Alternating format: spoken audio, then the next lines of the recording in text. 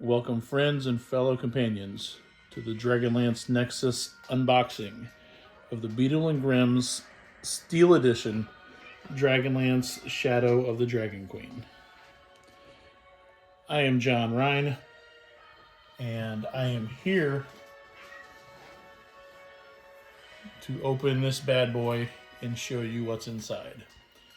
Now, for full transparency, I have already opened this. I attempted to do this unboxing last night, and the video did not record. So the components inside have all been opened already, but I will go through them and show you what each of them are. So the outside of the box is this very cool Lord Soth with a lance surrounded by flames. Got the Beadle Grimm's logo, Steel Edition. The outside of the box on the back, assuming that's a kingfisher bird.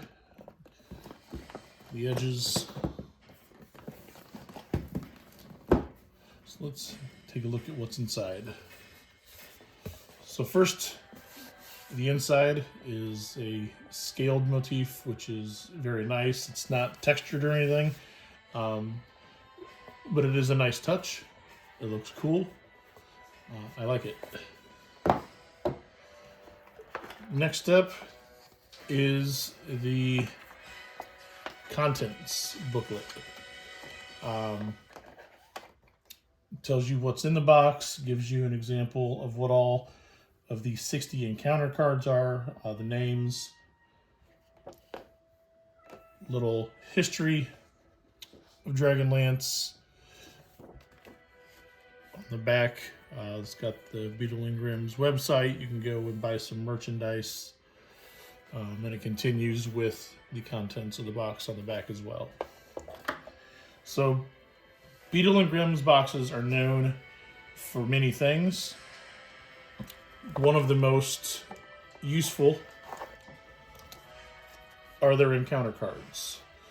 So these have full artwork on one side,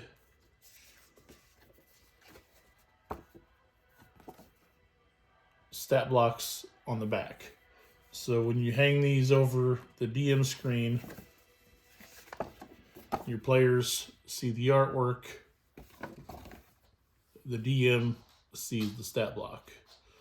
So, like I said, there are 60 of these cards included. Probably for just about everything that you're going to find in the adventure, including some basic monsters like an air elemental, as well as the Dragonlance specific monsters such as the Draconians, the Ankolocks, or the Undead Beast, as I remember it as, Baccharis the Younger, Baccharis, however you want to say it, who will obviously play a further role in Dragonlance lore in the future. So, 60 encounter cards. These are awesome. And obviously, you can use these for more than just this, especially if you have multiple of these boxes. Like this is my fourth one, so you will have a lot of encounter cards that you could use for any of your adventures. Now, the next thing that Beadle Grimm's boxes are well known for are the actual trinkets. The metal pieces that are in-game kind of, proxies. So this is a holy symbol to Takesis. It is metal. It has a little hoop so you can attach a chain to it. I am kind of sad that they didn't include a chain in this or the other holy symbol, but don't mind the cat noise in the back. She's playing with her spring, but this is very cool. I've been looking forward to this since I saw the first pictures, is this holy symbol of Tachesis, because I am the forever DM, and I'm always the bad guy. The other holy symbol is the Paladin holy symbol. So one of Paladin's symbols is a platinum triangle, so you have that in the middle there, as well as this kind of stylized triangle with the offset edges on the round disc, and it is raised above the round disc. And on the back, you just have a cool design. Again, this has a hoop for a chain, so you can actually wear this. Next up is the Esquire of Calaman coin. This is heavy. This is solid metal.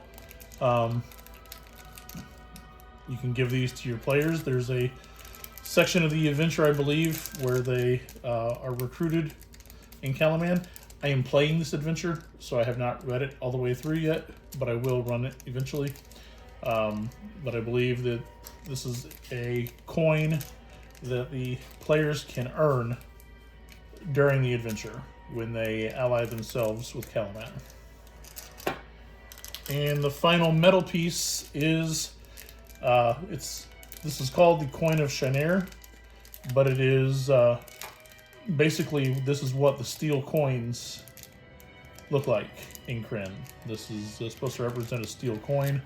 This is the symbol of Shanair on this side, and on this side we have the portrait of one of the king priests. It doesn't say which, but I would say, given the history of the world, and with as arrogant as the king priest was, the last one, Beldenas, this is probably his personage here. So these coins can also be used. I use them in my home games as inspiration tokens. So if a player earns inspiration, you can hand out one of these coins. I have a couple of the other Beadle Grimm sets that came with coins, and I've bought extra coins from the Ravenloft Curse of Strahd set, so that's what I use for inspiration. So next up is a nice little paper for each of the gods, and then on the back, a little bit about them, their alignment, what they basically are the god of. Kiri Jolith, the god of righteous war. Nuitari, the god of evil magic and darkness. Zeboam, the goddess of the ocean in its destructive aspect, including storms and dangerous sea creatures. So as your players learn more about the gods through exploration and discovery, you can kind of give these to them. Very cool artwork for the different holy symbols also. Also, in these square pieces of paper is information about the Knights of Solamnia, the crown, sword, and rose, and kind of what each order represents. And finally, the different orders of high sorcery. White robes, the red robes, and the black. Also with some information on the back for each of those. So it also comes with several blanks. You can use these to add your own factions, or if you are playing in a different era, such as the Age of Mortals, you can write in information about the Dark Knights of Tachesis or Naraka, the Legion of Steel, or any other faction you may want to represent and feature. Next is several of these mission reports. So this is after you work with Calaman, and you become recruited by them. Gives you a place to write your name, lists your rank as Esquire of Calaman, Lieutenancy. Your commanding officer is Marshal of Vendry, and these are all the same. They have the same information inside on the front cover. The inside is a page for you to write notes for your missions. The covers are kind of a thick, not quite cardstock, but very thick. Yeah, maybe cardstock, maybe a thin cardstock, thick paper, but it's got a nice texture to it. It kind of feels like leather, so it's not just smooth paper. It's got some texture to it. All right, artwork. Beadle and Grimm box sets also come with the artwork from the book put on these two-sided papers. So again, you can open this up and hang it on your DM screen. So your players can see what the scene is that you're describing. And then on the inside, it gives you information about where to use this, so you know to put it out at the right time. So when you're describing scenes, it'll tell you, in Qualinesti, the scout warns of threats encroaching on the Elven city's borders. On this one, travelers approach the town of Gateway, a community sheltered amid the roots of a toppled Valenwood tree. So those locations don't actually come into play in this adventure, but as you're setting up your campaign, you're doing your preludes, you're doing your character creations, your session 0, you can show the characters what they're,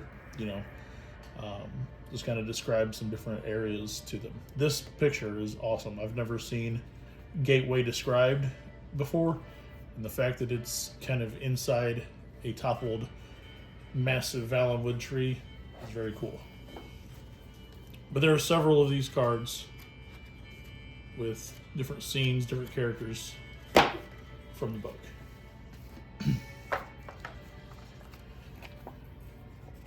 Next up is a few sheets. One of the city of Calaman. It tells you about different businesses and notes about the businesses. For instance, what they sell and who the manager or proprietor is, or people that work there. Organizations gives you a quick glance at the different orders of high sorcery, as well as the different orders of the Knights of Solamnia and what gods they follow. And then at the bottom, Dragons, Queens, Forces, kind of gives you a rundown of the different high-level people in the dragon armies, including dragon high lords that are never mentioned in the main books. So I do appreciate that they have added in Salah Khan and Lucian of Takar. They aren't really talked about much in, if at all, in the Chronicles.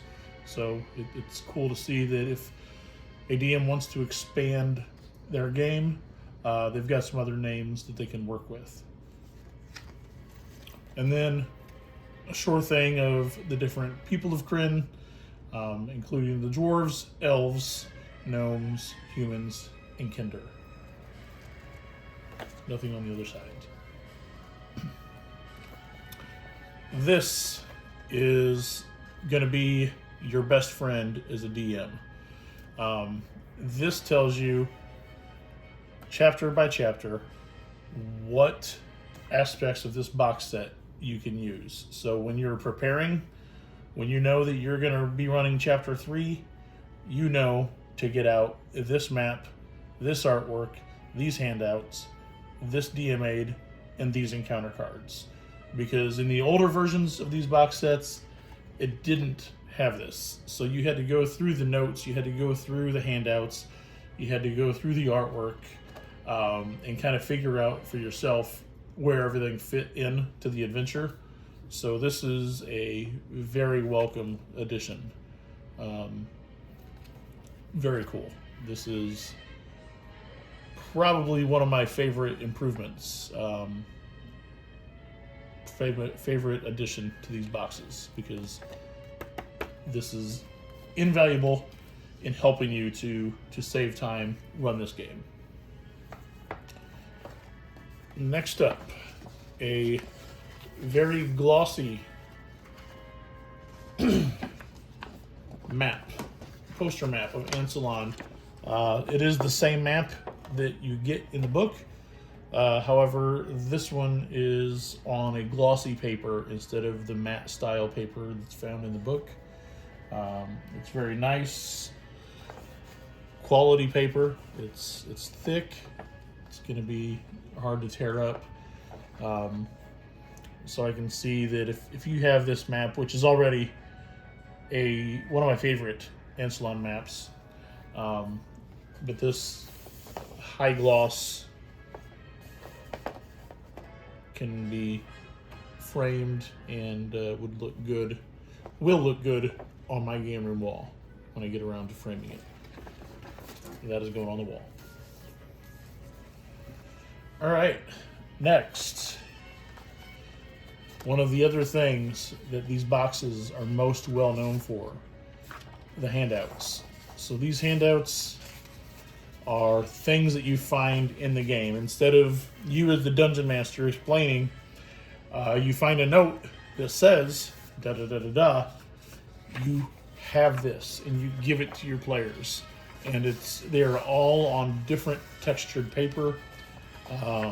Each of these things has a different feel to them, so it's not just you know, they didn't just produce a bunch of paper stock things and threw them in there. You have a in-world in-world poster for a Battle of the Bards, in-world notes,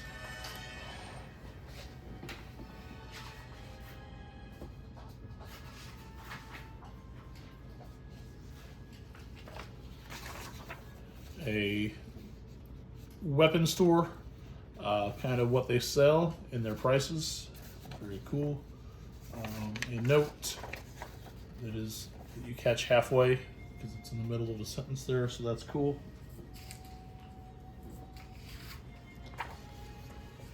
A note.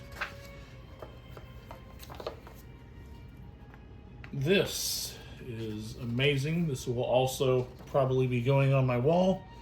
You got an 11 by 17 inch print of the Citadel, which is amazing artwork.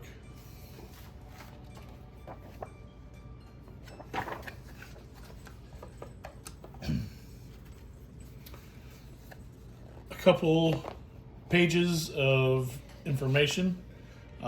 Extra Kingfisher Festival activities, because not everybody just wants to fish. Airborne mounts and mounted combat, so it kind of gives you some a reminder of the rules for mounted combat, since that might come into play in this game. And then the Night of Terror, which, since I haven't read this or gotten that far, I'm not sure what that is, so I'll go ahead and not spoil myself and put that away. All right, more handouts, more notes, handwritten things that you find, a hand-drawn map, very cool. All right, now we have first a couple blank pieces of the stationery, slightly different colors, as you can see on the bottom here, with the symbol of Takesis, the 5-pointed star. So there's a couple blanks for you to use in whatever you like, but then the rest of them are all notes of some sort.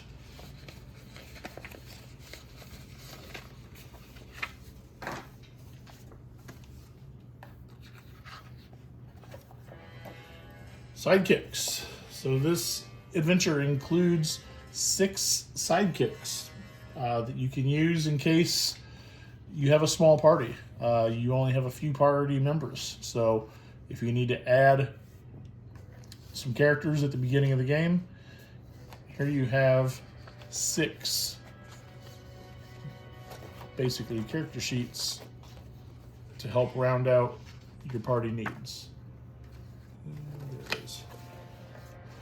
And then on the back of each one is their level advancement, how you level them up, as well as some really cool concept artwork at the bottom.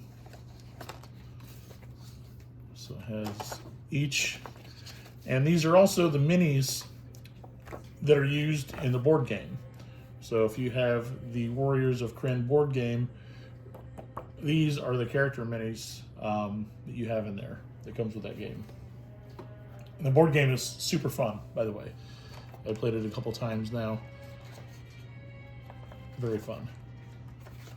All right, now we get a couple more maps on the glossy paper that the poster map was on. Very cool City of Lost Names. On the back, you can write travel notes. I am OCD about my collectibles, so I will not be writing notes on these. They don't feel like they are wet or dry erase. So perhaps if they were to sell extras of these on the website and you can buy some that you could write on, I would. But I'm not going to write on these personally.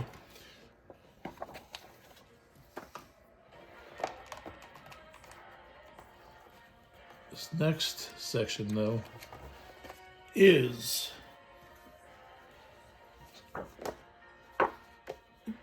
probably, I would imagine, wet erase glossy maps. They are coated, so it feels like that you could do wet erase. So here we have the town of Vogler at the beginning of the adventure, the city of Kalaman, which is a fantastic map. These look so good. Again, spaces on the back for notes. And then a bunch of location maps, dungeon maps through the adventure. So I'm not going to go through and spoil them all, but very handy for DMs to have these if they are going to draw out the maps for miniatures. Very handy to have those on hand. All right. Next is battle maps. So if you do use minis, here are several maps that are going to be for key areas throughout this adventure. And these are on like almost like it feels like a wax covered paper. I'm not sure exactly, but they don't feel like normal paper either. They've got sort of maybe a waxy coating on them to help protect them as you shuffle your minis across. So it doesn't tear them up.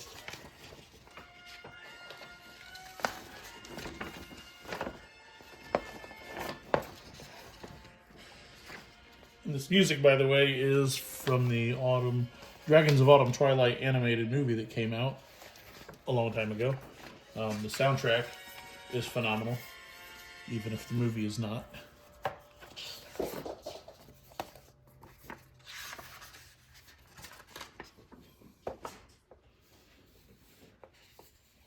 That's cool. So I'm not going to give the locations of these maps because I don't want to spoil anything, but each map is labeled with the location.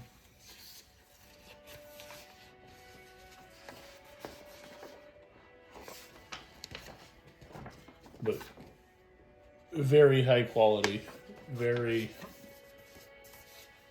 good artwork on all these maps. Little one.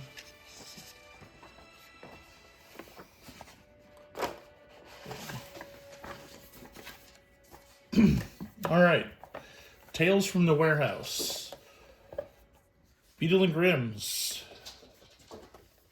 They also add encounters, extra bonus encounters that you can put in your campaigns, and the DM paper that has where everything's listed and where it can be used also has kind of where's the best place to use these bonus encounters, these short adventures. So you've got Unfinished Business.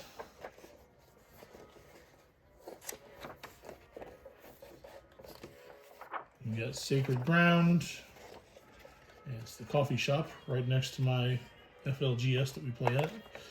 And Prisoners of War. So 3 bonus encounters or short adventures to go with your campaign. And then the book itself. So Beadle Grimm likes to say that these books are exploded into these smaller books. So these are just staple bound soft cover, broken up by chapters. So this is chapter 1, character creation, and of course they fold out so you can see the awesome artwork. So everything that's in the actual book is in these books, except it's just broken up into smaller sections. So if you know you're just running chapter 3, all you need is perhaps the character creation. So you have the rules for the different organizations, the rules for the Kinder, the feats, backgrounds, and then this. Here's your stats, or your adventure, I mean. Everything that's in the book, like I said, is laid out the exact same here. So they can't change what's actually in the book. So, but it's just broken up into more bite-sized pieces. Book 2 is chapter 2 and chapter 3. Book 3, chapter 4 and 5. And again, they all open. So you have awesome artwork.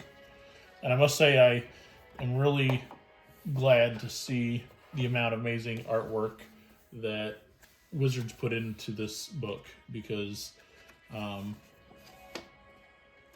we haven't had as much good art as this since the 80s and 90s for Dragonlance. We have, the classic artists, Larry Elmore, Clyde Caldwell, Jeff Easley, and Keith Parkinson. Rest in peace. And then this is the appendices, where you find the monsters, the items, the gear, magic items, and the sidekicks. And concept art. So, again, like I said, just to kind of retouch on the artwork, this is the best artwork they've had in over 20 years that represents Dragonlance, and I think they did a fantastic job of it. And then finally, there is a little Kingfisher pendant. They usually add in some sort of small novelty item. The Curse of Strahd box came with finger puppets. The Rime of the Frost Maiden came with a plushie of a Yeti. So I think this is just kind of their little goofy, here's a pendant, Kingfisher pendant. I'm not sure what it's made of, the material. It's kind of some sort of glossed over paper, textured with something. I'm not sure, but it's cool. I like it. I will also put that in a frame and put it on my wall, because I'm gonna have so much of this stuff on my wall. So that's it. Again, the bottom part of the box is also scaled, not textured, but very cool nonetheless. So what do you think? Leave us some comments. Are you getting this? Have you gotten it? Do you plan on using it? What's your favorite part? My favorite part, like I said, is this holy symbol of Takesis. I just wish they had included a chain with this and the other holy symbol. The amulet of Ravenkind that came in the Curse of Strahd box had a pretty hefty chain, so I don't know if it would have just been too much money to add chains to everything, probably. But anyway, thank you for watching, and we will see you next time. Bye.